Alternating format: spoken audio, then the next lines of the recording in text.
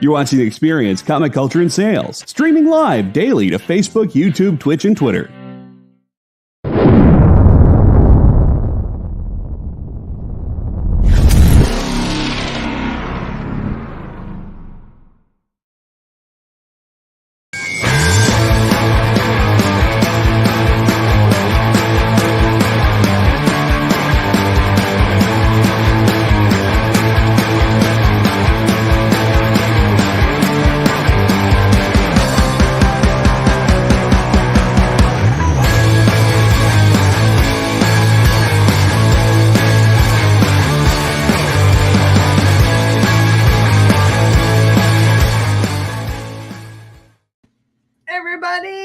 Welcome to Minute To Skim It, long-running review show where we give you kind of like a short synopsis about the books that are coming out this week.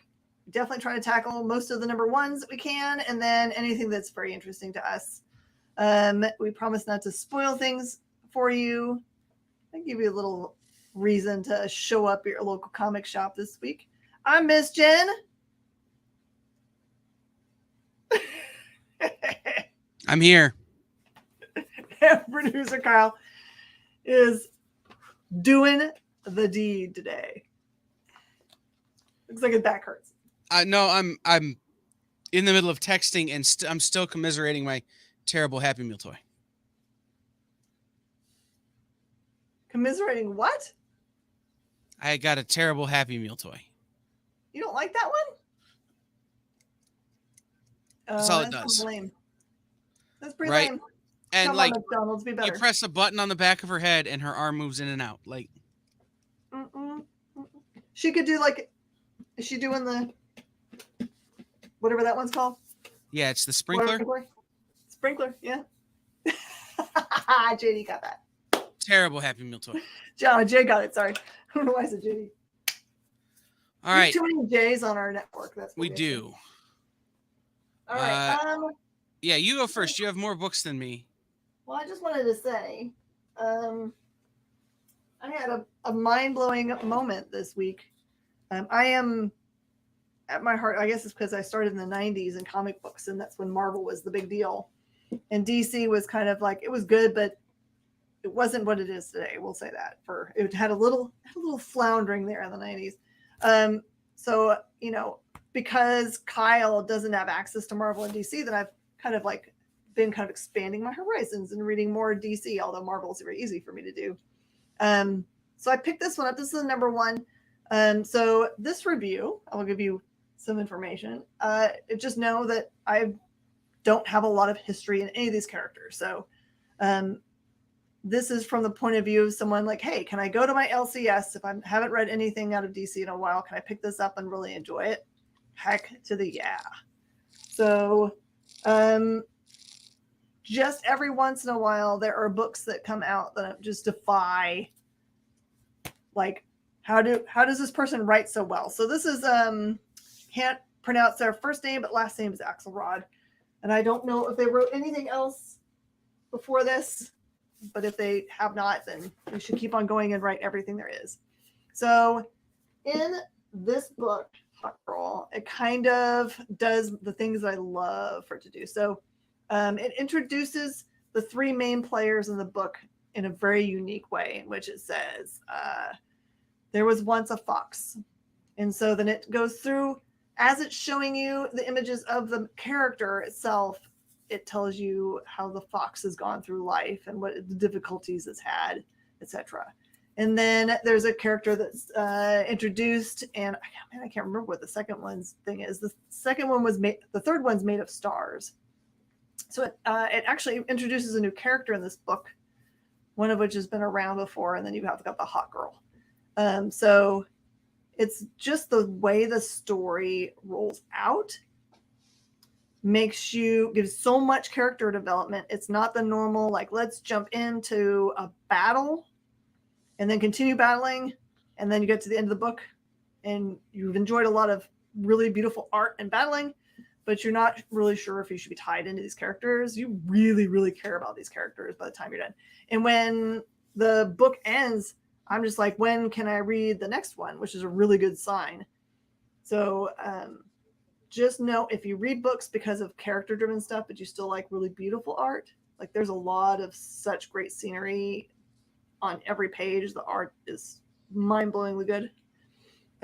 This might be a book for you to pick up this week if you're just thinking to yourself, DC's been doing some cool stuff with the dawn of DC. This is a perfect place to jump in. Highly recommend. Very cool. All I know about Hot Girl is what I learned from the Arrow show.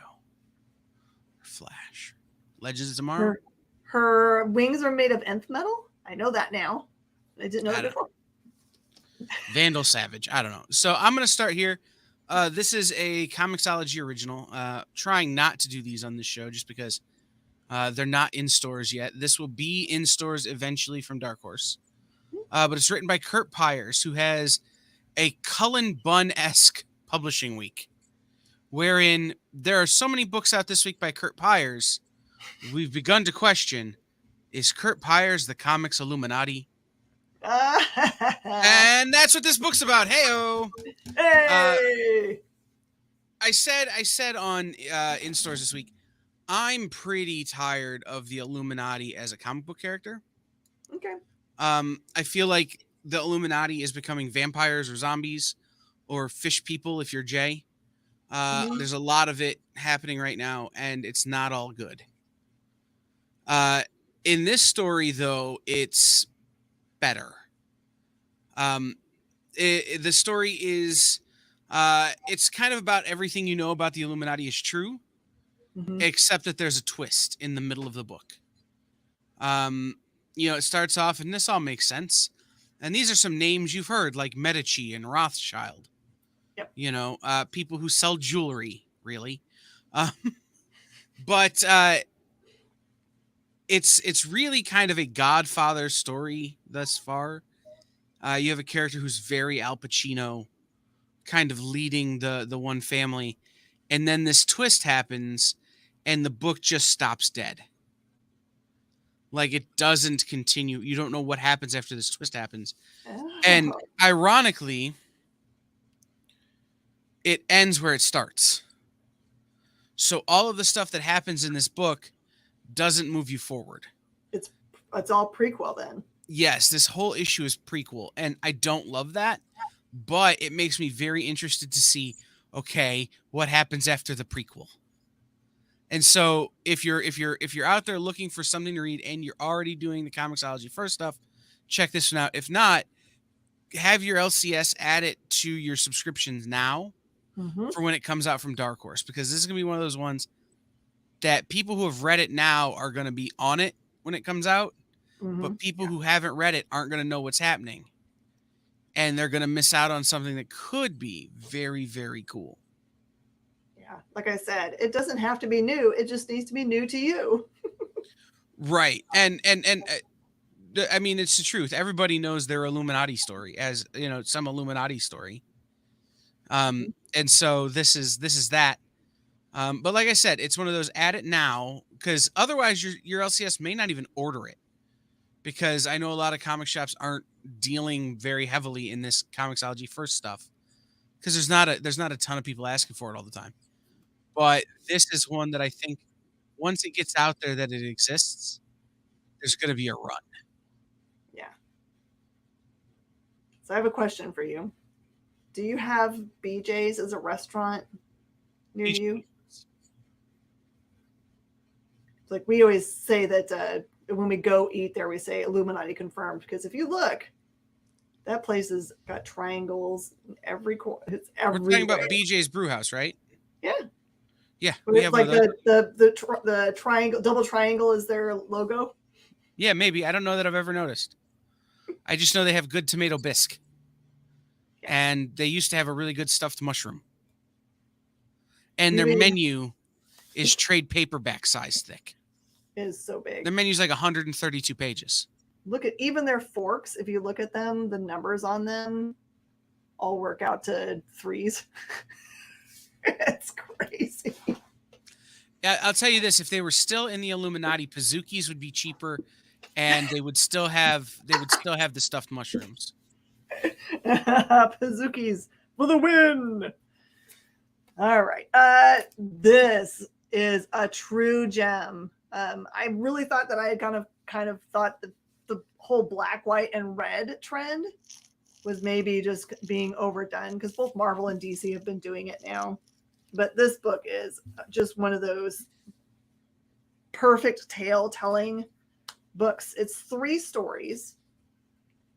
It puts Harley in different parts of, I guess, I don't know if this is really true as part of her life or if she's just like, what if Harley was in this situation?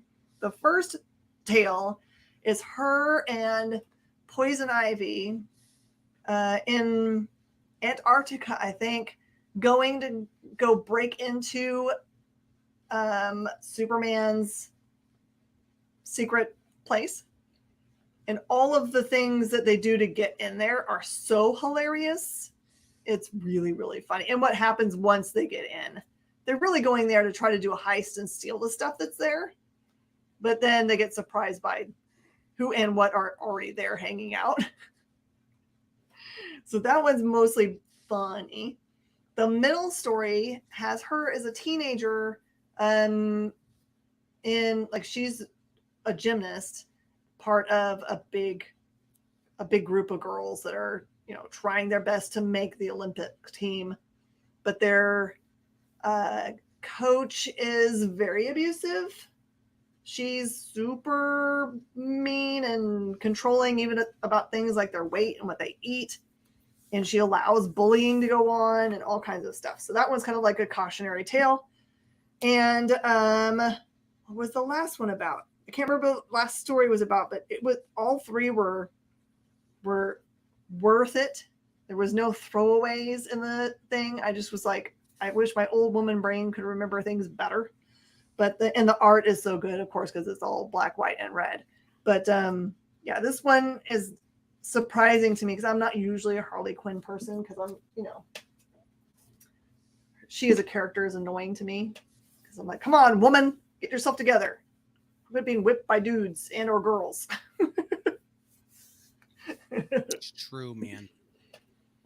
I will say this though. Kaylee Cuoco's portrayal of Harley Quinn in the Harley Quinn the Animated Series has ignited a fandom in Harley Quinn that I never experienced in comics. So, you know, maybe don't get yourself together too much because then it'll make the show less interesting.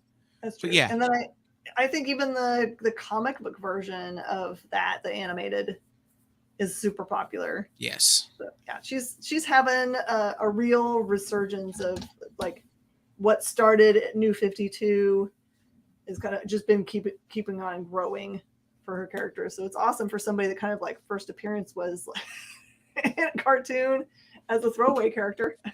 It's true. All right. This is Noun's Noun Town #1. I was so interested in this. I was a little bit bummed that you chose it. I wish you would have told me. I would have let you read it. Oh, it looks so cute. So I'm going to start with this book is in landscape mode, which I hate. Yeah, that bugs me a little bit. It makes it hard. It's weird to read and I dislike. So, and I'm going to tell you that this book was so not for me. Okay. I only made it a few pages. So I want to tell you what the book is supposed to be about. And if it sounds like something you're into, then definitely pick it up because I think it has some potential, but it just isn't anywhere for me. So, the story is supposedly a deeply moving coming of age drama about a small town thimble salesman caught up in a politically charged espionage caper involving a stolen atom bomb, a signed picture of the Pope, and a man with a fox for a head. I mean, it sounds epic. Right. It should be great. But all I could tell you about this book is that it hit me over the head early with some political stuff that I don't even disagree with. But it made me feel bad for ever having like thoughts that aren't entirely in line with what this book is. And then from then on, it was like, this book is on short terms. And when jokes weren't landing for me, it kind of turned me off. But again, I say this is a book that has a ton of potential, Mm-hmm. and I would like to see it fulfill that potential and be something people really dig. It has that cult potentiality Right. that could be super fun. Like that 30 years from now, we're talking about what a genius book this was. Kind of the way people talk about Bone now. So, like I said, it wasn't for me, but that doesn't mean you shouldn't pick it up. It What has company all the is it? makings.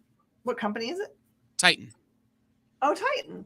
Is it? So it's not that based on anything. I always think of Titan does a lot of things that are based on like video game Not things that I or- know of, Okay. but maybe. Because it Look it up. says Nouns DAO presents a new sensational miniseries by writer David Leitch, who wrote Psycho Grand, which I liked, Mm-hmm. and artist Danny Schlitz. Okay, well, I'm gonna look at it probably afterwards and see if I can make hide nor hair of it. Because sometimes Yeah.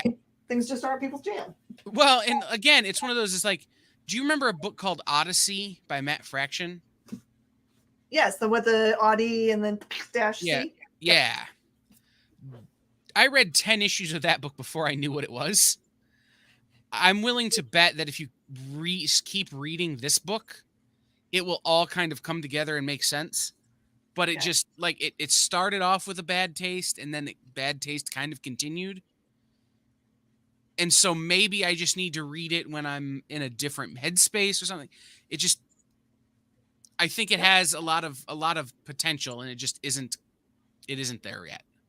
I've done that before with books where I'm just like, I feel like early on this book is not going to be my jam, and I've just forced myself to go through. And I was like, well, I'm glad that I made it to.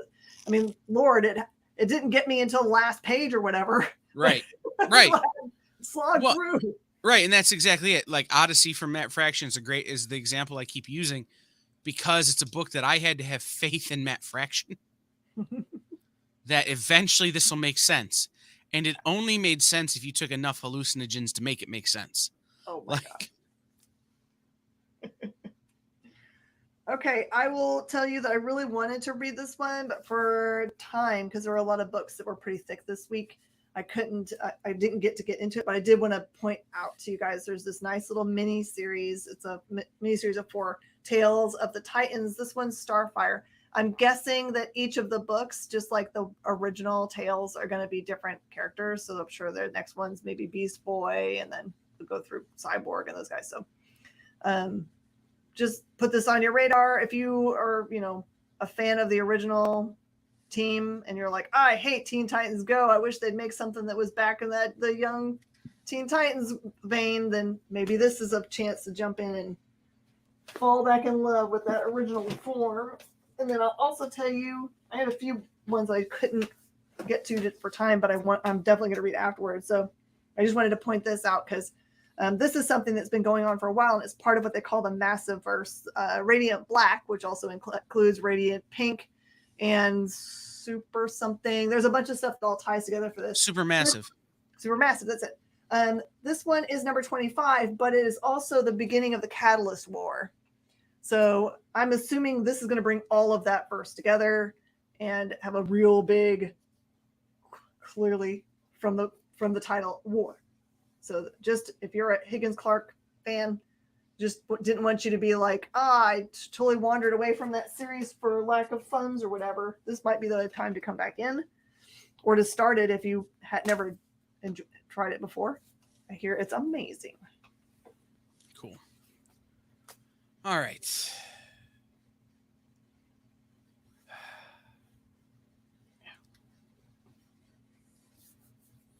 Oh, I'm so excited about this.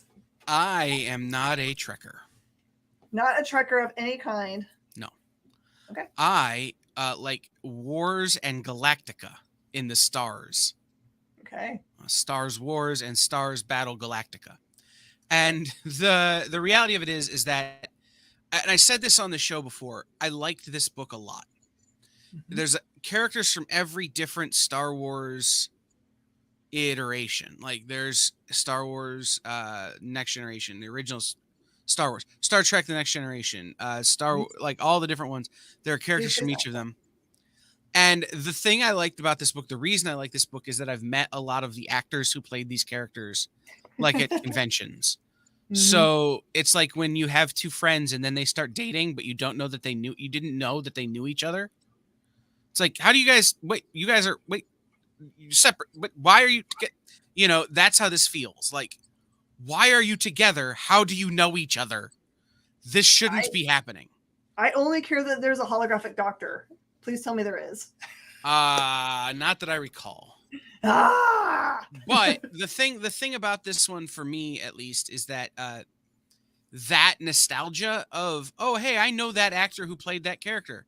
Oh, it's cool that my friend who played that character is interacting with this other guy I know who played that other character that, I met at convention. And outside of that, the story doesn't really do anything for me. It doesn't really move that far. But it is certainly, because it's part 1 of a 5-part series, it's your exposition. It's this is the world you live in this book. And I don't know that they could have scrapped any of it to move the book further, which is the thing I wish they had done. But I don't know that if they had done that, it would have made any sense or would have even been possible. So overall, really solid intro book. And the truth of it is that if you've met Michael Dorn at a convention, you're going to have some sort of connection to this book, right? If you've met LeVar Burton ever, you're going to have some sort of connection to this book because you're going to know these characters. So that's my Star Trek take. If Star Trek ever crosses over with Battlestar Galactica or Star Wars, I will be more into it. But as of now, this is just that, oh, hey, I know that guy. Let's see what this character does. I'm surprised that in the 90s they didn't get you with a crossover with the X-Men, because that was brilliant. I forgot about that. Dr. McCoy. I forgot about that. And part 1 of a 5-part series. So if you read this, you're like, Kyle's right, it does move kind of slow. Read part 2. I'm going to read part 2 because never is part 1 of a 5-part series indicative of how the rest of the parts are going to go. Yeah, and this has had a whole bunch of books. I don't know if the books themselves had lead-in parts to them, but for probably 2 or 3 months, almost all of the Star Trek titles had it across the top. Soon, the Day of Blood. So maybe there's some lead-in stuff that would help. Right. So I'm excited. It's so funny because I also am not a normal reader of. I'll watch the shows, but I'm not a normal reader of the Star Trek books. But I read quite a few of them for Eisner judging, and I'm like, well, this IDW is right. The people that are writing these, they're not looking at it as like a throwaway thing. They're like, I'm going to make some impact in the world here. It's good and stuff. So Titan, IDW, and Boom, I give them a ton of credit for their use of licensed IP.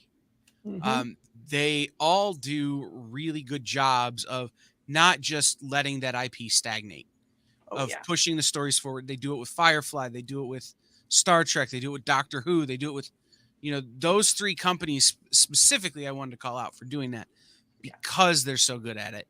And so that's part of it. Like if you watch in stores this week, Kyle, not a Trek fan, right? But it's why I have faith in their ability to make me care about Star Trek, even though I don't. Hey, Slipknot. What's up, my friend? Welcome. Okay. I'm super excited for this series. So Destiny New York by Black Mask was announced as being in development already. And then they let Pat Shand write this beauty. So this one is a first issue of a series. It's a sub-series called My Girlfriend Broke Up With Me, So Now I Run the Mystical Mafia. That's the entire name. I think he heard me saying that comic books don't have long names like manga does. So he was like, take that. So this one focuses in on this character. See, I'll preface it by I have not fully read the original series. So, and it doesn't matter. So this is me telling you, it doesn't matter if you've read it all, you will love this character. So if you are a fan of coffee and bagel shops, you're going to get to see quite a few because this does take place in Destiny, New York. And it follows specifically this sweet girl who's obviously trying to find connection, kind of meet her on a date. That her date's comment is like, man, this is the best date I've been on in a long time. My last date, she was looking at her phone the whole time. And you've actually looked at my face twice. I was like, man, the bar is low. So low. But it's clear. So basically the main character is by introduction is saying that she goes on this date at 10 a.m. drunk. She's like the shame walk already. So it really is just kind of like, I know there's like an overarching storyline in which there's some magic-y things going on, but mostly at its heart, this is about this girl trying to get over the loss of her girlfriend. They broke up, but so she's got interactions with all these people. Like she's made friends at a bunch of different, like the bagel shop and the coffee shop. So it's kind of a love fest for like different awesome coffee drinks as they go and order them. I don't know. It's really, to me, I didn't get to go all the way to the end. I looked through the last few pages and was like, oh man, I think her love life just got way more complicated. So Pat Shand wrote Destiny New York. Pat Shand's been kind of on fire. Yeah. Because right now he's writing the most readable Zenescope book. Yep.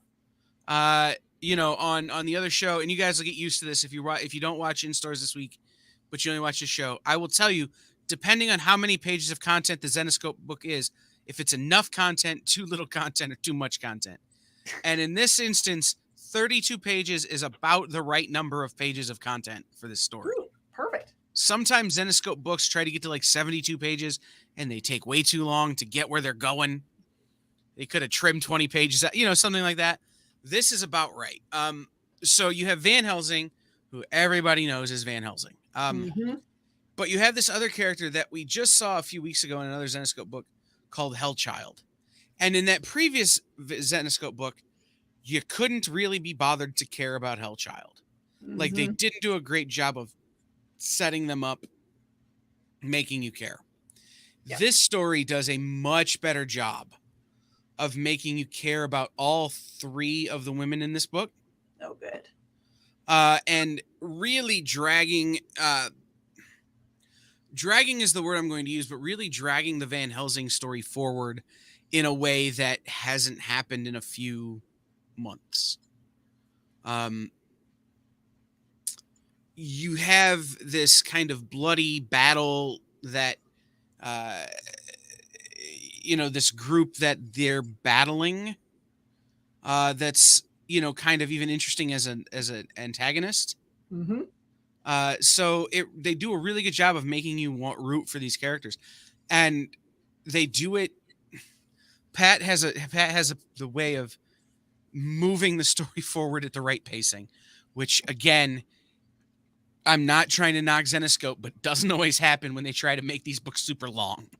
So this book is super fun, and the art is super great.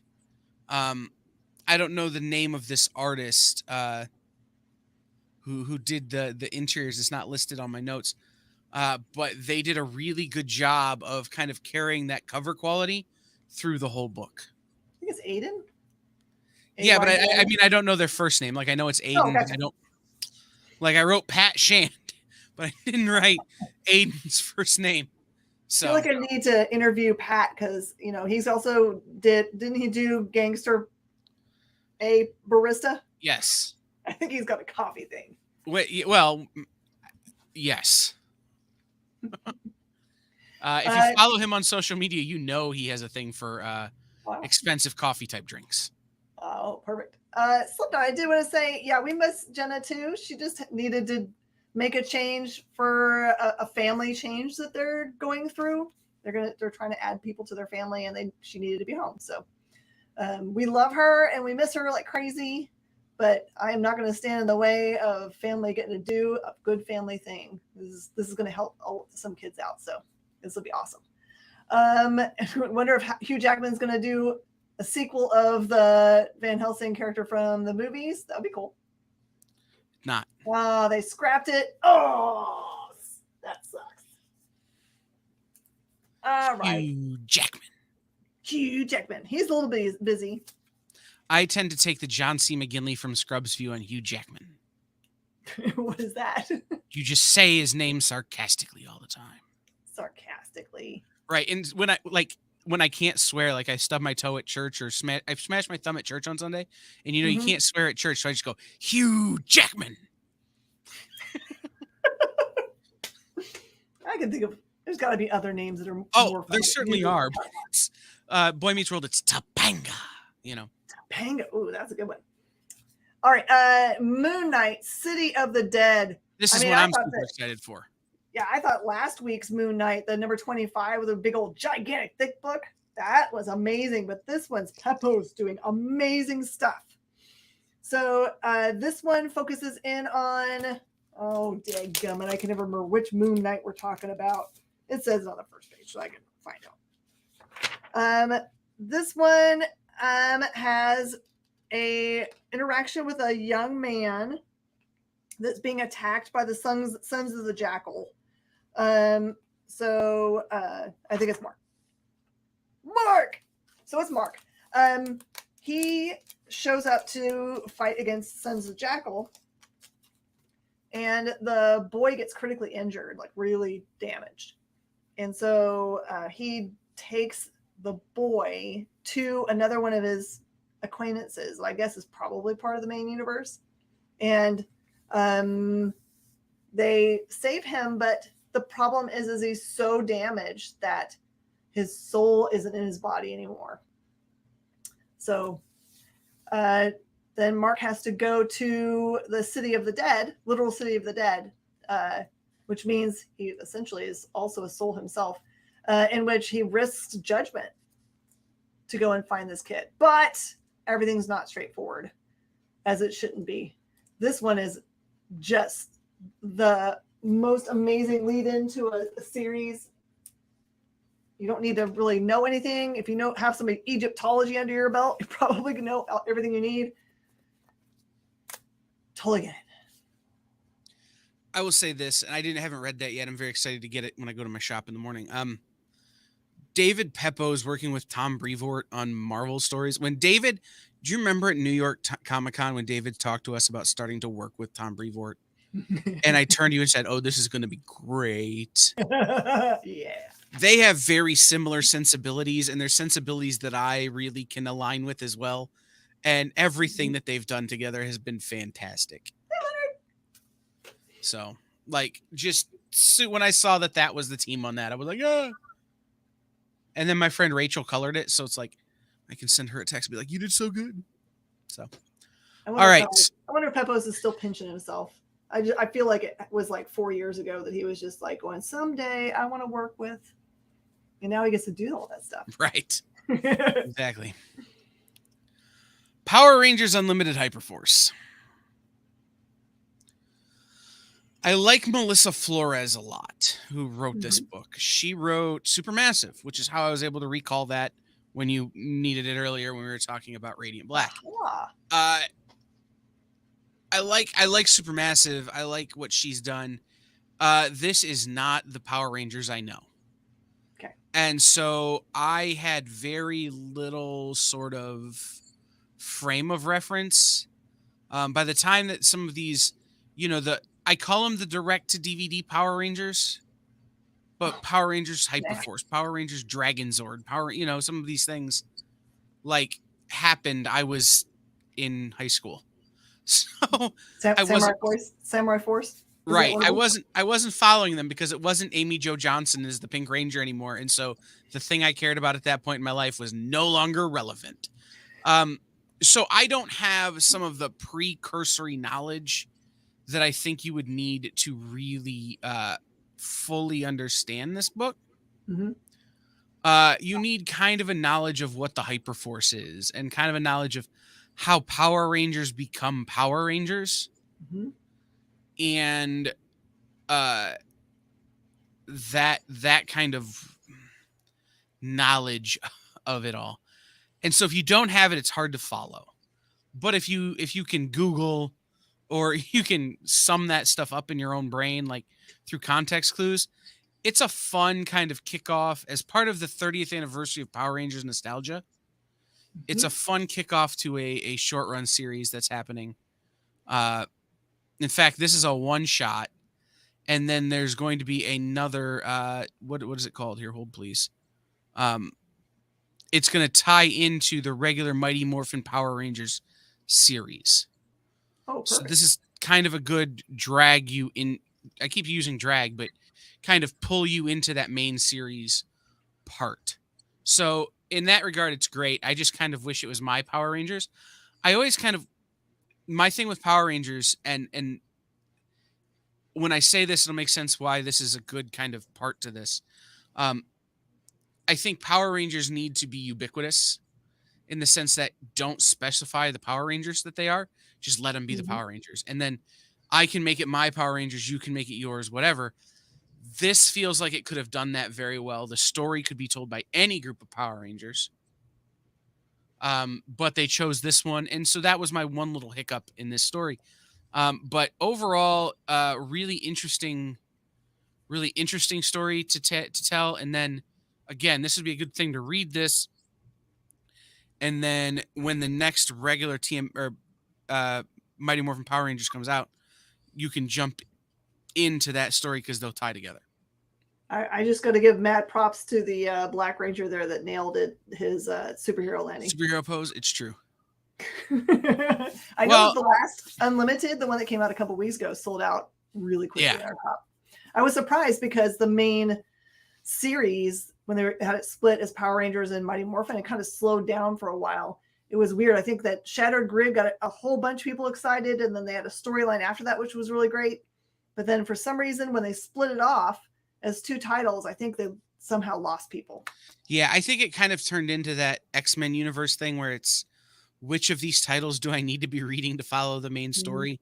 Sure. And there's 7 different titles. Power Rangers became, well, there's Mighty Morphin, and then there's Power Rangers Unlimited, and then there's one other one. There's MMPR. And then there's, they really started to split a lot as they started to specialize into which Power Ranger team it was. Sure. The thing that Shattered Grid had going for it is that they were all together. So you could just say, okay, they're just the Power Rangers, whether it's Kimberly and David and all the ones I know, or it's some other ones I don't know, doesn't matter. They're all together. And then they started splitting them back off, and people were just like, I only want to read the ones that I know. Yeah. So. That's okay. We'll get back to the ones we like, or at least love the new ones, I guess. And again, it's one of those with that book, if they wouldn't have specified, I could have read it and just been like, yeah, these are the ones I know.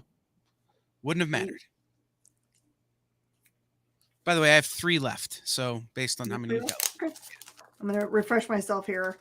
So Blade #1, we haven't had a Blade title in a little while. Last title we had was the Blade, the Daughter of Blade was the story title that had been out before this. And so this is a fully Blade storyline. This one is a kind of a cool tale because it has him show up and try to thwart the killing, or try to kill this, what looks clearly like a big time bad guy.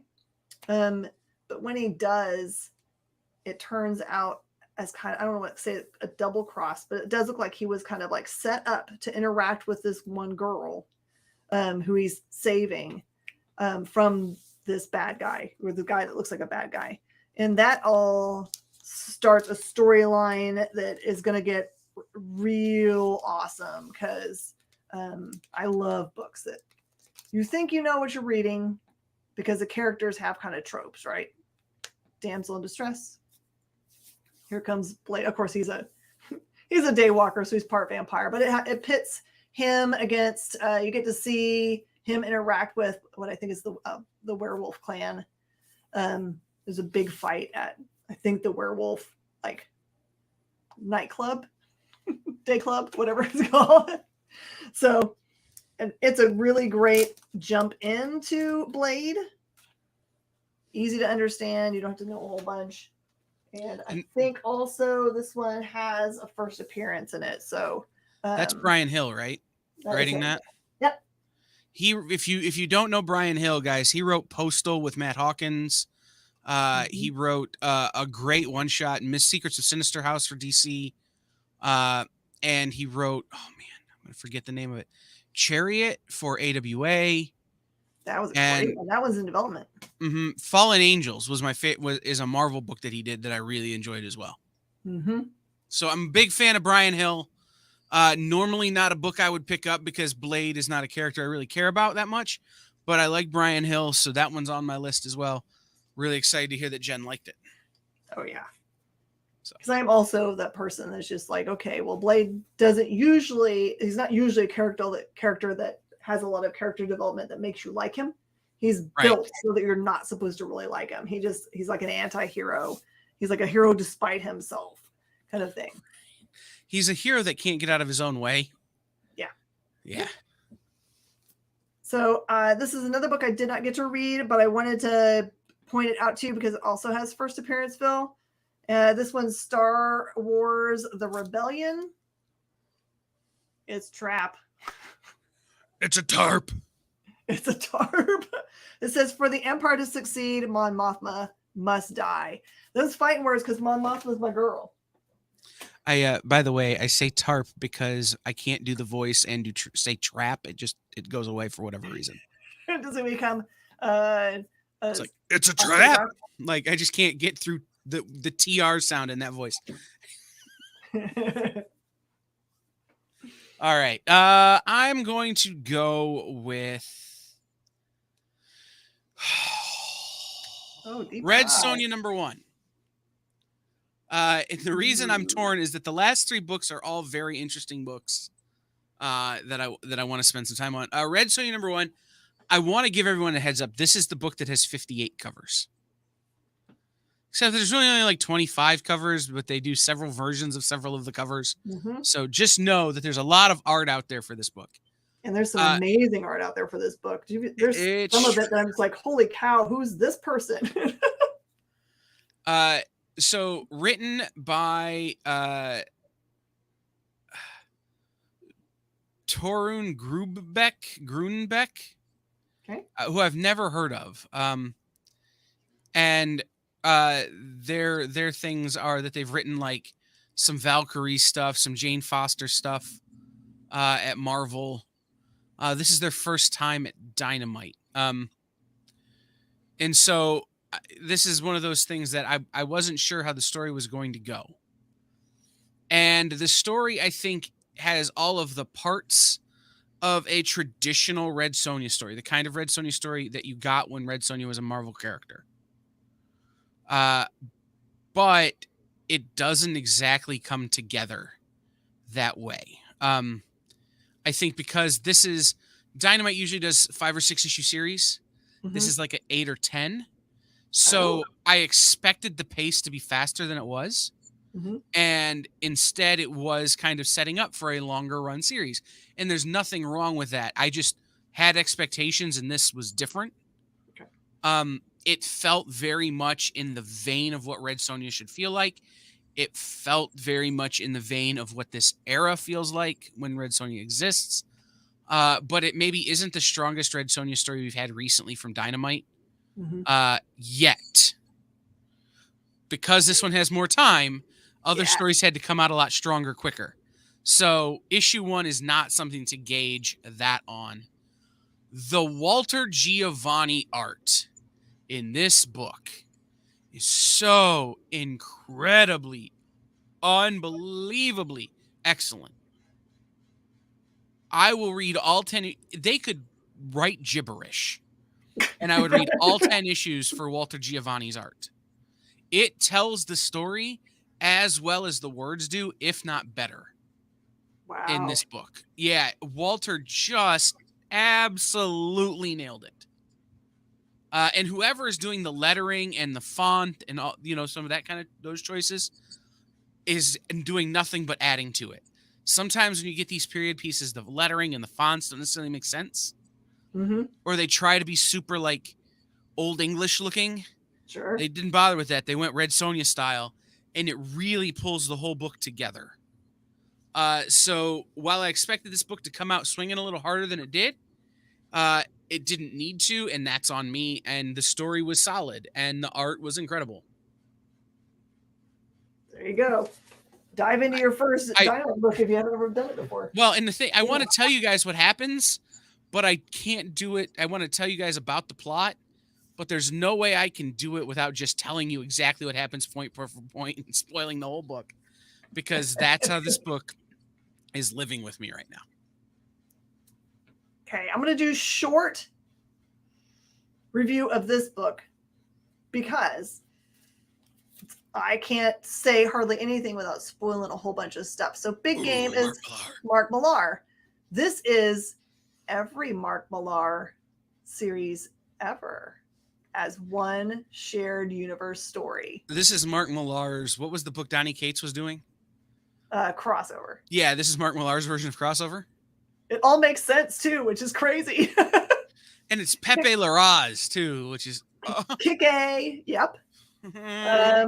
Your awesome main character Edison Crane from Prodigy. Yep. Super Crooks, of course. It's so good. That's all you need to know. Jump in. Even if you've never read any of those books, doesn't matter. Well enough written to not worry about that. Okay. Last Ronin has this single shot called the Lost Day Special that focuses in on way further on down the line when you have Casey, I believe, who's been gone for a long time. I think he dies in Last Ronin or before Last Ronin. So it follows an older April. Is that right? My brain just stopped. yes. And she's taking care of the new turtles, the new generation of turtles. So that's them in the background. They have really fun names like Uno, and I can't remember the rest of their names, but this one follows them. She's gathered them away from her daughter, who is their sensei now. She's gone off to have a rare date, I guess. And they're going to the black market, which I guess in their universe, there's no way really to have money unless have bought in with, you have to agree with whatever the government's doing. And so there's a black market for just trading stuff instead. If there's no way to actually buy things. It's really great. And it's neat because Eastman's got pages in here. So it changes between the different artists, and then there'll just be a page of Eastman in the story. So it's not jumping away from the story. It's just, there's a page in his art style, and it's really great.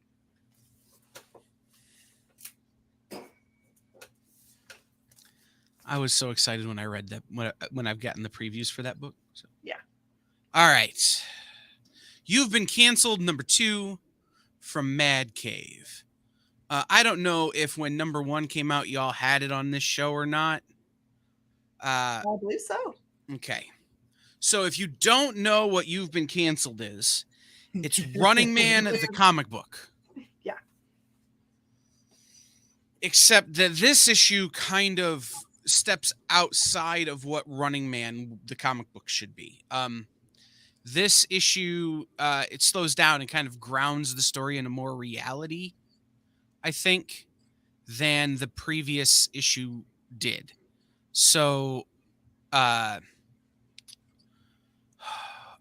in a big way, what this book does is it makes the thing seem more possible, which makes me uncomfortable. Yeah. This is where we're headed, right, as a society. Well, it's this idea that I've always liked the idea that Running Man or the Hunger Games or whatever was super fictitious. Mm-hmm. That the first issue of this was over the top fictitious. By grounding it a little bit in reality, they've taken some of that away, and it makes this book a harder read going forward, but definitely more interesting. Because wasn't the main character, wasn't he one of the people that would go and cancel people when they became canceled? But then he's a hunter. He got canceled. And so now he's being hunted, yes? But you find out in this story that the system has been hacked. Uh-oh. He's not supposed to have been canceled and be being hunted. The system was hacked, and you find out a little bit more about that. And in this story, there's a big twist at the end that really has me looking forward to issue 3. And the fact that Mad Cave already has sent me issue 3 means maybe I'll go back and read it tonight. Mhm. But you know, it's got this reveal at the end, this twist, and there's some cameos that you're really gonna like in it. That I really wonder if Kurt Pyers had to call these people up and be like, look, I'm writing this book and here's what I want to do, and get their approval. Yeah. Because if he didn't, like, I can't wait till these people find out. And hear what happens. Like, the tea on that is gonna be great. But yeah, overall, this is just more grounding of this story and kind of bringing it to a level where it's going to make it more interesting because it makes it more real and less campy. But at the same time, it makes it way more uncomfortable because this is how we get Terminators. Didn't Donnie Cates kill Chip Zdarsky? Once. Yeah, I think he did. By the way, that's another Kurt Pyers book, by the way. You've Been Canceled is another Kurt Pyers. One of 4 out this week from Kurt. All right, I'm going to do a real short one for this one. This one is Poop Kicker and Bullseye from our friends Bliss on Tap. I will tell you that I didn't understand what the book was doing as far as what its through story is. I understand what's going on in the pages, but I don't understand how the characters that are introduced are tied together. But what I did like about it is at the end, I think it's a love story to this specific stunt person. So like he's actually holding a MacGuffin device in his hand, which is pretty funny. But so it has like 5 pages of actual, history of this guy and pictures of him in Hollywood doing things and how he set the standard for stunt doing, because he did everything. That's how he became a go-to guy, because he was willing to do whatever they said. This is that author, that writer, Matthew Dickens. This is his first book. Oh, okay. Yeah. So this is one that's on my list because I love Bliss on Tap. And the thing you need to know if you read Bliss on Tap books, and I learned this the hard way when I bought an entire box of Bliss on Tap books from Miss Jen. If you partake in the jazz cabbage, or the electric lettuce, maybe do that about an hour before you read the book, and it'll make more sense. That's the lesson I've learned from Bliss on Tap books. But this is my jam, and I'm super glad that Miss Jen read it, and now I can order it. Because I forgot to put it on my pull list. So, hey, Miss Jen, can you stick that in my pile? Sure. Okay. Scrapper is a book out of Image. Cliff Blesinski. Sorry if I did that wrong. I think that's right, though. This one actually has a universe in which there are humans and these, talking dogs. And they it looks like they're like tasked with guarding this business, but then the business is attacked. Feels like mafia style, honestly, but it's weird to me because the twist that happens with this main dog make it almost seem like he is going to be kind of part of the bad part of the system that's happening here. So I don't know. I think I'm going to need another issue to understand where they're going, but it has puppies in it. It's got cute mices. There's little rats. So Jay's right. That book is by the guy who created Gears of War. Oh, perfect. Yeah. Well, it's got Alex Acampi also working on that book, so that's awesome. This one, I could not possibly tell you what it's about because it's an adults-only polybag book called Don't Avert Your Eyes. So I'm assuming because it says there's nothing there comic that most of it is nude. I'm averting my eyes. Tell me what happens. I can't do it. It says don't do it. It's a thing on a rack in the 90s, and if it wasn't a polybag book, would have gotten you arrested. So probably. And then Don't Miss It. I think last week was the second print of Void Rivals #1. This is Void Rivals #2. It continues on very specifically with those 2 people from totally different planets that are fighting against each other that end up crash landed on this place and have to work together to build some kind of ship between amongst all the scrap that was once their two individual ships to get out of there. They still hate each other. They talk about that a lot, but you can kind of tell that probably there's going to be some kind of relationship formed between the two of them at some point that's going to be important for the furthering of maybe them having to deal with some other outside force that's going to be coming at them. Remember that this is the tied to that G.I. Joe and Transformers universe. And of course, there is a last page that gets you there for that. And I think that might be all of mine that I have to say. That's it. Yep. I have one more. Okay. And it's the most important book of the week. It's Darkwing Duck number 7. And the reason it's the most important book of the week is that there's Launchpad McQuack on every page. Yeah, baby. Every page. So this is, Dan said it during the last show, and I've said it before. Gargoyles from Dynamite doesn't feel like Gargoyles, the TV show. I think because it's so serialized, it's hard to make it feel like Gargoyles, a serious TV show. This feels episodic, just like Darkwing Duck. It's, oh no, how is Darkwing going to get out of this mess again? But this book features a lot more of the Justice Ducks, which are some of my favorite episodes of the cartoon. And again, a lot of Launchpad McQuack. But it's this premise where, Darkwing finds a museum to the duck, crime fighters. And he knows he's in it, but he's not at all happy with the way he's portrayed. And so he's trying to do too much. And it winds up being the first part of what I think is a 2-part story in Darkwing Duck, where they're searching for Launchpad's compass. Okay. Which, if you remember the show, Launchpad always has his compass. And this is Launchpad's compass is stolen from the museum. And so it turns into kind of an Ocean's 11 sort of feel. But you have Darkwing Duck, and you have, I can't remember which, it's the fish from the duck, from the Justice Ducks. Jay, what's her name? Yeah, Neptunia. Thank you, Jay. Yeah, so good. I knew Jay would know. But so it's they're both trying to solve the crime, and they're getting each other's way because they're doing too much. And it's that classic trope of the hero wanting to be more heroic than they actually are, and learning the lesson that teamwork over prevails, and that kind of stuff. But it's only the first part. That it's supposed to. Skip not. It's Morgana. So it's supposed to be Elvira, or the wife of the Bride of Frankenstein kind of character. Guys, Amanda Diebert is just absolutely the perfect person to be writing this book. It feels just like the TV show. More than any of the other Disney licenses Dynamite has, this feels like that Disney license. So make sure you check it out.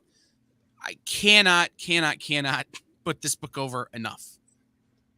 And since you mentioned the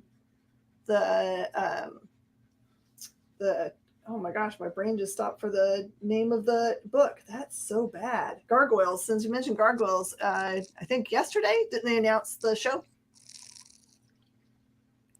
Yep. So that's a thing too. And it's great.